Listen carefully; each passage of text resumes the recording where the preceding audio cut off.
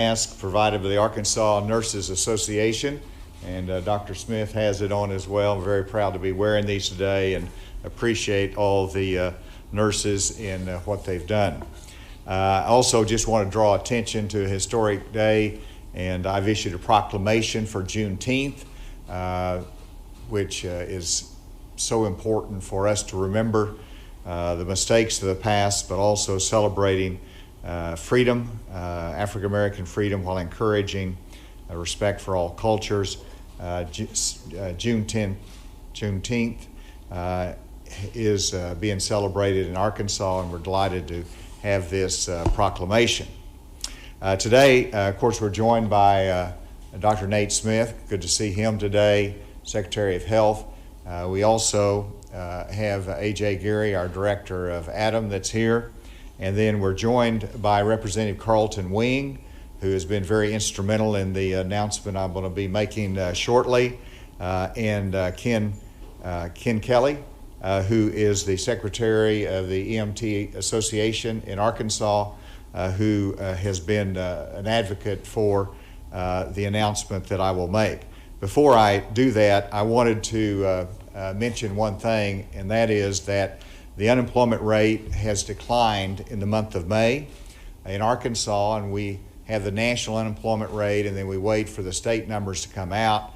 They just came out today, and the May unemployment rate declined in Arkansas by 1.3%, which brings us down into single digits. We're at 9.5%. This means that there's 46,000 more Arkansans employed, exactly 46,378 more Arkansans employed in the month of May, and this is almost 4 points lower than the national unemployment rate at 13.3%. So this is good news for those that depend upon work for their families, their livelihood, and we hope that we can continue to bring more Arkansans back to work. Now, if we go to the first slide, I wanted to express my thanks, and I see Senator Missy Irvin that's here, who both Carlton Wing, Representative Wing, and Senator Irvin has been very supportive of having payments for emergency medical service workers. And as you all know, we've provided some direct payments for our frontline care workers in hospitals through our hospital institutions, and but there was a case made that we ought to provide some direct service funds for the emergency medical service workers. And so the CARES Act Steering Committee approved $12 million for EMS direct care worker payments. $10 million was approved directly to the workers, and $2 million was approved for the payroll taxes part of that side of it. And these funds will be distributed to the employer, important to remember, who in turn distributes the payments to each employee according to the number of hours that they worked.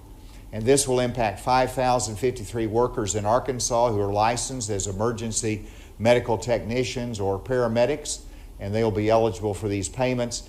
And they will be for the time period beginning April 5 through May 30th.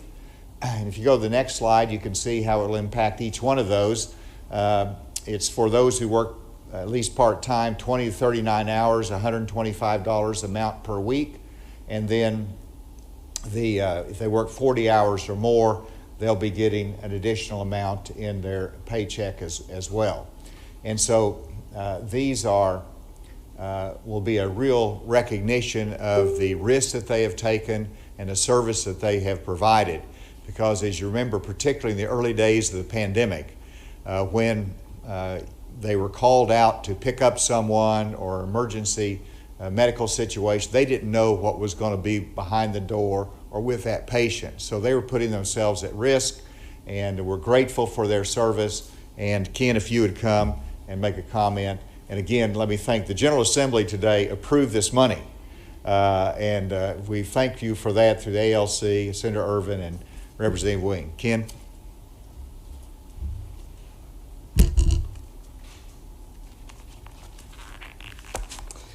Certainly. Thank you, Governor Hutchinson, and those present here today, Secretary Smith and Representative Wing and Senator Irving. We appreciate very much this opportunity to be here to represent your emergency medical services system. Today I'm here primarily representing two groups, the Arkansas Ambulance Association, which represents the ambulance service providers, but more importantly the Arkansas EMT Association, which is the direct representative body for the boots on the ground, the EMTs and the paramedics that serve our communities every day. As the governor went over some of the numbers, you heard 5,000 some odd professionals that respond in our communities. Our communities very much depend on emergency medical services, not only for the time-sensitive emergencies such as heart attack, stroke, trauma, and other things, but also a continuum of care bridging the pre-hospital emergencies and medical care to our hospitals and our long-term care facilities. So we are very pleased that the state has taken this action and thank all of those that have been out there on the front lines. We cannot do what we do every day as ambulance providers without our EMTs and paramedics, and we're very proud of what they do. And with that, I just want to say thank you, and this is a great day for EMS in Arkansas, and we are ready today, and we are prepared for tomorrow. Thank you, Director. And I would remind everybody who's listening who will be the beneficiary of these payments that it has to be processed through DHS to the different employers, and then the employers will process it out. And I've learned when it came to our hospital workers that takes some time through that process. And so you can count on it, be patient, and we'll be getting that money out. And then that brings me to the cases for today. Yesterday we had 13,928 cases in Arkansas. Today we have an additional 703 cases statewide. Of these, 41 are in corrections, which means that this is the largest growth of community cases that we have seen in a single day. That brings the total to 14,631 cases in Arkansas. And I know Dr. Smith, when he comes, will elaborate as to where we see the transmission and where these cases are coming from, which if you look at the counties, it's really the same sources that we've seen in previous days. Washington County, 136 cases. Benton County, 112. Pulaski County, 53. Sevier County, 44.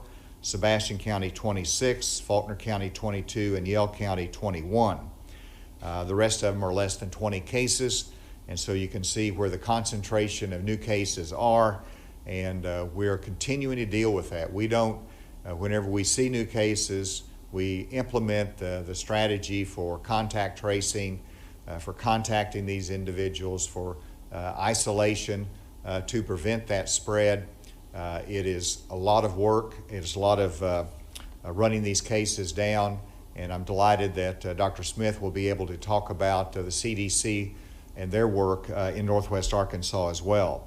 In terms of hospitalizations, we've had an increase of 5, which brings our hospitalizations to 231, and we have 6 additional deaths, brings that to 214. We conducted over the last 24 hours 5,167 tests across the state, and the important statistic is the overall positivity rate. The overall positivity rate that we've seen is 6.5%. Since we started the pandemic, we continue to monitor that. And if we go through the graphs, you can see that, again, this is the largest day of the orange, which are the community cases in a single day, even though this is not the largest day of total cases in a single day. And then if you go to the rolling graph, you can see the up and down, and obviously whenever you have a 7-day rolling average with this spike that we see today, that means that over the next 7 days you're going to see that trend line go up some, and it's going to take us a while to get that back down. You go to the next slide, you'll see this is the rolling average, as I mentioned, of positive cases in Arkansas which is again a new graph that we're starting to show from time to time. 10% is, of course, the CDC guidelines. We've largely stayed underneath that. Our 7-day rolling average stays underneath that, and the latest positivity rate is about 7%, even though we're really targeting our testing to a large extent through our public health department. And then if you go to our next slide, we'll see that we're on target for the month of June, where we set a goal of doing 120,000 tests. We're at 92,275 tests, and it will be continue over the weekend and through the rest of the month. And then finally, I wanted to talk about face coverings. And Dr. Smith, at my request, is issuing, and with the support of the public health team, the Department of Health is issuing new guidance today in reference to face coverings. And based upon the above data that is cited, and we wanted to really lay this out for the public as to the reasons that face coverings make a difference. And so that's articulated in the guidance, and they make the following recommendations, and these are the highlights of it: that face covering should be worn in all indoor settings where you're exposed to non-household members and physical distancing of 6 feet or more cannot be assured. Very, very important. And then in outdoor settings where you're exposed to non-household members, you should wear face coverings unless there is a space of 6 feet or more that you can practice physical distancing. And then it goes on and describes that cloth face coverings have been shown to be sufficient for the general public and effective in preventing transmission. And it describes very clearly as to how the covering should be worn to protect against that transmission. This is important guidance for the public.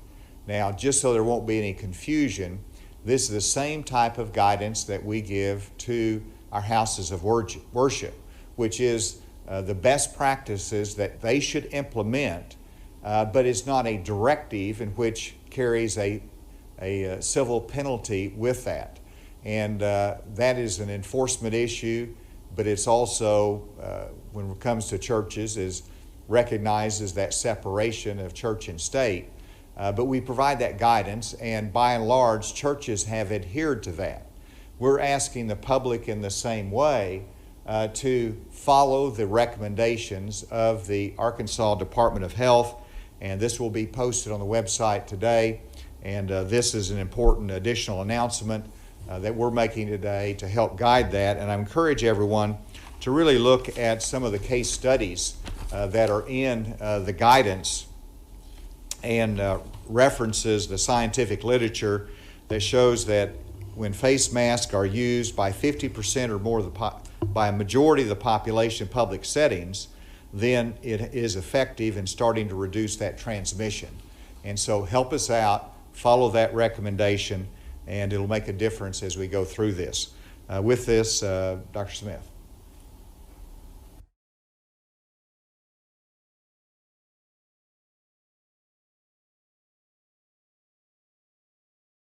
Today, but in terms of restaurants and others, we don't see a correlation between the increase in cases and the lifting of restriction in those areas. But Dr. Smith, if you would come and comment on that more specifically. Certainly. I think where we're seeing transmission is in any places where people are gathering and they're not maintaining physical distancing or wearing masks. And I think from community to community, that can differ. Part of what we're hoping that our CDC team will do is, as they map out those transmission networks, we will get insight into, in those communities that are being hardest hit with COVID-19 right now, where is that happening? Now, for those of us living in communities, we probably have that knowledge without having to have a CDC team come and map it, and we shouldn't wait until we have COVID-19 increasing in our communities, we should use the knowledge that we have, that don't gather in large groups where there's no physical distancing and no wearing of masks, because those are the areas, that's the setting in which COVID-19 spreads very, very rapidly. With the protests we did at the Capitol.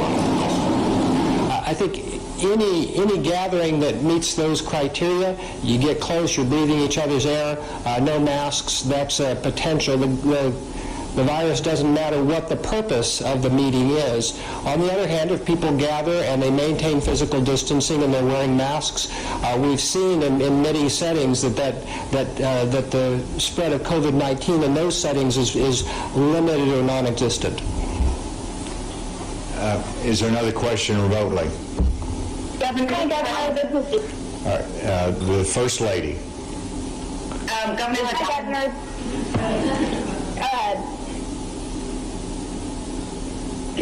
This is Allison with 4029 News. You touched on this yesterday, but is there anything enforcement-wise that your administration would consider ahead of President Trump's rally in Tulsa to ensure that any Arkansans who are traveling there do quarantine when they return, or any Oklahomans who may be traveling to our area afterwards, follow those guidelines? Well, let's wait and see. This is a real test as to how the rally is conducted. From what I've seen, they're trying to follow CDC guidelines, screening, and I hope the mask wearing and the social distancing is a part of that rally. And to me, that's a very important part in terms of the public health. What I've said is that if an Arkansan, I'm sure there'll be many Arkansans that will go over for that rally, that if there is not appropriate social distancing, wear a mask. And if you don't do that, then I hope that you will have a test when you come back, because we don't want that to contribute to the other challenges that we face in the state. And then there one other lady on the remote. Yes, this is Clarissa with KNWA in Fayetteville. As you probably know, Kansas has put Arkansas on its quarantine list. What are your thoughts on this, and do you think other states will follow suit? I actually thought it was a little odd. I looked today over lunch at comparing our cases with Kansas, and there's really not a great deal of difference in the number of cases that each state has. But regardless, that's the decision that the governor made, and I don't see it having a great impact on Arkansas. Obviously, people from New York and all over the country can travel here. They're coming to our great state parks, and I guess we'll miss a few Kansans that might not be able to come here because of that. Jake. I've seen some social media sort of fired up, obviously today being Juneteenth. Would this be something, a day, that you would be in favor of making this a state holiday? Well, it is a very, very important day in our history. It needs to be celebrated. It needs to be remembered. As to whether it's a national or state holiday, that's an issue that I'm not ready to embrace yet, just simply because a state holiday is, another, if you're going to substitute it for a different holiday, but there's a limited number of holidays that we can have. And of course, we have Dr. Martin Luther King, which is an important holiday. And so the question is more of are we going to have a new holiday or substitute it for an existing holiday? And I don't think we're ready to embrace that yet. Yes. There's a survey taken by Harvard University around the country that indicates support for vote by mail in Arkansas. And we now have models that suggest a huge rate of infection at the end of September that Dr. Patterson's been addressing because it protects such a high number of people in the hospital. So given that information and the fact that it takes a while to prepare, are you at all amenable to changing your stance on no excuse